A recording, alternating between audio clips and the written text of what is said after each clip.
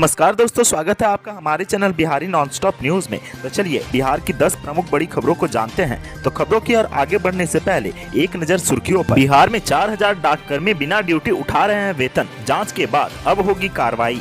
बिहार के प्रोफेसरों पर बिफरे विजय चौधरी, बोले मौजूदा शिक्षक ही नहीं पढ़ा रहे हैं तो नए से क्या उम्मीद। भागलपुर में घटिया तरीके से बनाई जा रही है स्मार्ट सिटी की सड़कें, एजेंसी के भुगतान पर लगेगा ग्रहण।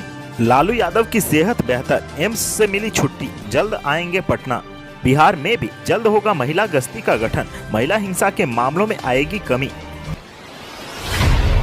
बिहार सर्किल के राज्य में 8068 शाखा डाकघर हैं, लेकिन 2000 से अधिक शाखा डाकघर खुलते ही नहीं हैं, जबकि कर्मचारी पूरे माह का वेतन उठा रहे हैं। यह हाल तब है जब लॉगिन के माध्यम से डाकघरों का कामकाज होता है। यह खुलासा डाक विभाग को पिछले दिनों मिली शिकायत की हुई जांच में हुआ है। मामला सामने आने के बाद डाक विभाग के वरीय अधिकारी सख्ते में हैं। 13 जुलाई को आई शाखा डाकघर नोट लॉगिन रिपोर्ट के मुताबिक 12 जुलाई को राज्य में कुल शाखा डाकघर की संख्या 8068 है, लेकिन 2068 डाकघर के कर्मचारियों ने लॉगिन ही नहीं किया है। इस तरह देखा जाए तो लगभग 26% शाखा डाकघर खुले ही नहीं हैं। जानकारी के अनुसार एक शाखा डाकघर में 2 कर्मचारी होते हैं, एक शाखा डाकपाल और सहायक डाकपाल तैनात होते हैं। ऐसे में 4000 कर्मी बिना काम के वेतन उठा रहे हैं।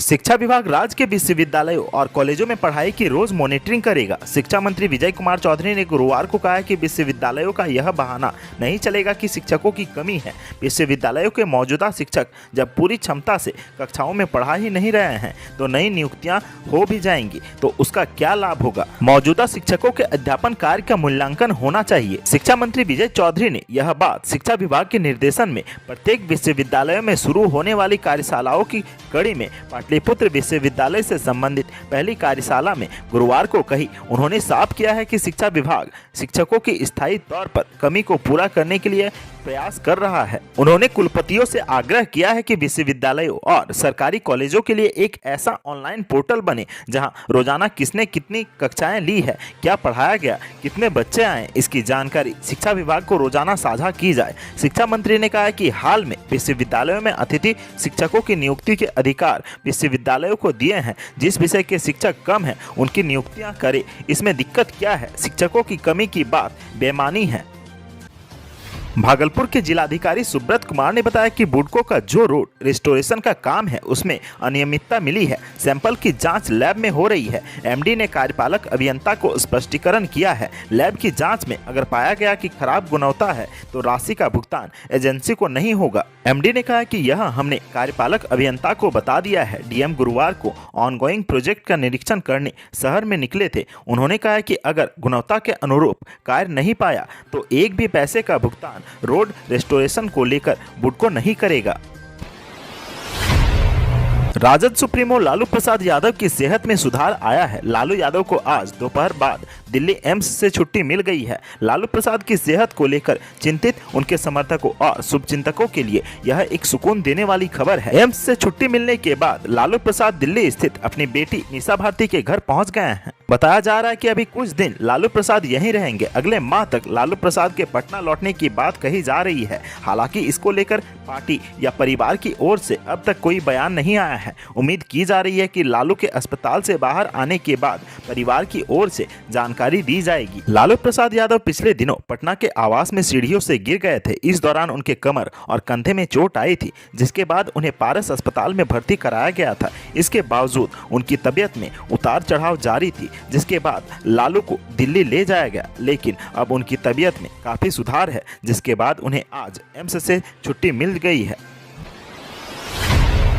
देश के अन्य राज्यों की तरह बिहार में भी सरकार जल्द ही महिला मोबाइल वैन गश्ती दल का गठन करने जा रही है। डायल 181 पर आने वाली शिकायतों का महिला गश्ती दल तुरंत समाधान करेगी। प्राप्त शिकायतों के आधार पर संबंधित विभाग के अधिकारी और महिला पुलिस बल मौके पर पहुंचकर मामलों का निपटारा करेंगे। सरकार की इस पहल से महिलाओं के साथ होने वाले आपराधिक मामलों में कमी आएगी। बिहार सरकार के समाज कल्याण मंत्री मदन सहनी ने शुक्रवार को विभाग की समीक्षा बैठक की। समीक्षा बैठक के दौरान मंत्री ने बताया कि अन्य राज्यों की तर्ज पर अब बिहार में भी जल्द ही मोबाइल वुमेन बैन गश्ती दल का गठन किया जाएगा। 181 पर आने वाली सभी शिकायतों पर विभाग से संबंधित पदाधिकारी एवं महिला पुलिस बल मौके पर पहुंचकर मामले का निष्पादन करेंगे। इस समीक्षा बैठक में महिला एवं बाल विकास निगम के अध्यक्ष सह प्रबंध निदेशक द्वारा निगम को और सुदृढ़ बनाने हेतु हर जिला में जिला महिला विकास पदाधिकारी बनाने के साथ ही अनेकों प्रस्ताव दिए गए। मंत्री मदन साहनी ने प्राप्त सभी प्रस्तावों को सरकार के समक्ष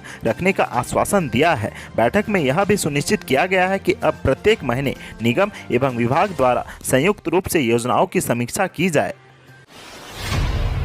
प्रदेश में जिला संवर्ग के औसतन 10 शिक्षक रोजाना रिटायर हो रहे हैं। पिछले 2 सालों 31 मार्च 2020 से 31 मार्च 2022 तक में 7000 से अधिक शिक्षक रिटायर हो चुके हैं। अगर शिक्षकों की रिटायर करने की दर ऐसे ही रही तो वर्ष 2030 तक के पहले सभी सरकारी स्कूलों के सभी शिक्षक रिटायर हो जाएंगे। अपर प्राइमरी, माध्यमिक और उच्च माध्यमिक में तो जिला संवर्ग के शिक्षक अगले 4-5 साल में ही सेवा मुक्त हो जाएंगे। जानकारी के मुताबिक प्राइमरी, अपर प्राइमरी, माध्यमिक और हायर सेकेंडरी कक्षाओं में मात्र 89,000 स्थायी शिक्षक ही रह गए हैं। यह अभी अगले 10 साल के पहले रिटायर हो जाएंगे। ऐसे में सरकारी स्कूलों में पढ़ाई की पूरी जिम्मेदारी नियोजित शिक्षकों के कंधे पर आ जाएगी। सूत्रों के मुताबिक जिला संवर्ग के सभी पद मरणशील घोषित किए जा चुके हैं। इन पदों पर इस संवर्ग के सभी पदों पर दोबारा नियुक्तियां नहीं होंगी। एनडीए की राष्ट्रपति उम्मीदवार द्रौपदी मुर्मू की ऐतिहासिक जीत पर भाजपा प्रदेश मुख्यालय में गुरुवार की शाम खूब जश्न मना। कार्यकर्ताओं ने पटाखे फोड़े और खूब गुलाल उड़ाए। इसके साथ ही भाजपा प्रदेश मुख्यालय में आकर गोलंबर तक जुलूस भी निकाला गया, जिसमें उप मुख्यमंत्री तारकिशोर प्रसाद और रेणु देवी सहित कई वरिष्ठ नेता शामिल हुए। महिला मोर्चा की प्रदेश अध्यक्ष लाजवंती झा के नेतृत्व में जुलूस खासकर महिला मोर्चा के कार्यकर्ता एवं आदिवासी समाज की महिला एवं पुरुषों ने अपनी पारंपरिक नृत्य के माध्यम से खुशी का इजहार किया। उप मुख्यमंत्री तारकिशोर प्रसाद ने द्रौपदी मुर्मू की ऐतिहासिक जीत पर बधाई देते हुए कहा कि श्रीमती मुर्मू की जीत महिलाओं एवं खासकर आदिवासी समाज के लिए गर्व की बात है। देश के इतिहास में पहली बार समाज के सबसे निचले पायदान आदिवासी समाज से आने वाली महिला महामहिम की कुर्सी पर विराजमान होने जा रही है। डॉक्टर श्यामा प्रसाद मुखर्जी एवं पंडित दीनदयाल उपाध्याय के सपने को देश के प्रधानमंत्री नरेंद्र मोदी ने साकार करने का काम किया है। उप मुख्यमंत्री रेणु देवी ने कहा कि देश के इतिहास में पहली बार आदिवासी समाज की महिला राष्ट्रपति निर्वाचित हुई है।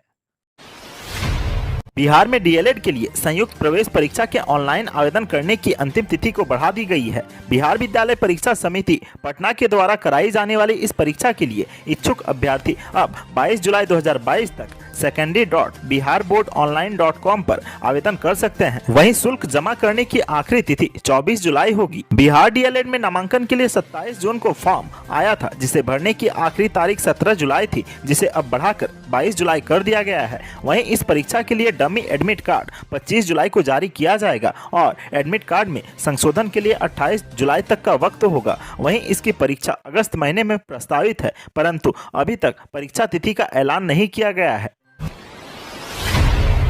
देश की आज़ादी के 75 साल पूरा होने के उपलक्ष्य में देश भर में आज़ादी का अमृत महोत्सव मनाया जा रहा है। इस कड़ी में इस साल के स्वतंत्रता दिवस यानी कि 15 अगस्त को ऐतिहासिक बनाने के लिए राज्य सरकार ने 8 से 15 अगस्त तक सुबह में हर घर झंडा का कार्यक्रम चलाने का निर्णय लिया है। इस दौरान न सिर्फ सभी सरकारी भवनों पर तिरंगा फहरेगा, बल्कि गांव-गांव में हर घर में झंडोत्तोलन किया जाएगा। इसको लेकर कला, संस्कृति एवं युवा विभाग को नोडल बनाते हुए राज्य सरकार के सभी विभागों को अलग अलग जिम्मेदारी दी गई है। सभी सरकारी विभागों में वितरण के लिए सहकारिता विभाग के बुनकर और जीविका दीदियां झंडा तैयार करेंगी। इसके लिए सहकारिता विभाग के बुनकरों को 8,000 और जीविका दीदियों को 12,000 झंडों के निर्माण का टास्क मिला है।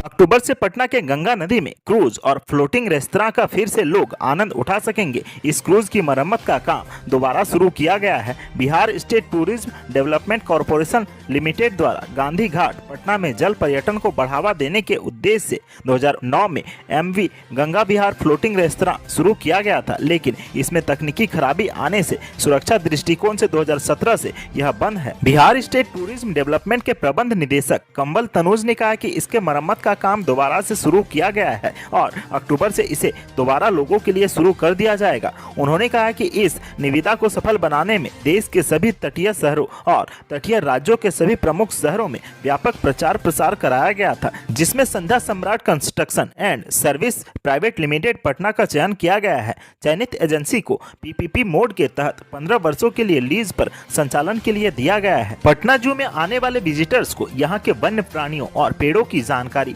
अब स्मार्टफोन से भी मिल सकेगी। जू प्रशासन की ओर से वन्य प्राणियों को बाड़ी और महत्वपूर्ण पेड़ों पर बार कोड लगाए जाएंगे। यहाँ आने वाले दर्शक उस कोड को अपने मोबाइल में स्कैन कर वन्य प्राणी और पेड़ों की पूरी जानकारी ले सकेंगे। पटना जू में पहली बार यह सुविधा विजिटर्स के लिए बहाल की जा रही है।